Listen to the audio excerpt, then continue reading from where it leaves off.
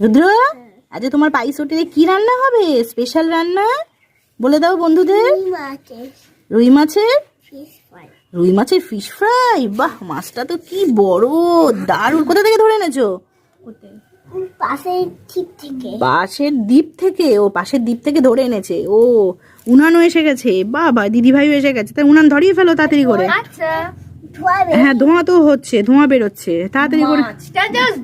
হ্যাঁ হ্যাঁ, উনুনটা ধরিয়ে নাও তাড়াতাড়ি করে। বাহ, কাঠের উনুনে রান্নার মজাটাই আলাদা। বাহ, এই তো উনুন ধরে গেছে।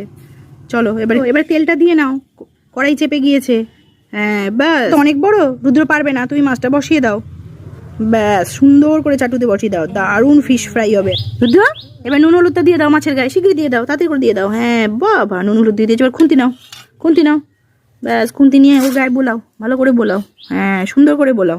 পাইস হোটেল। রুদ্র তাকাও, হাসি করে তাকাও। রুদ্র পাইস হোটেল।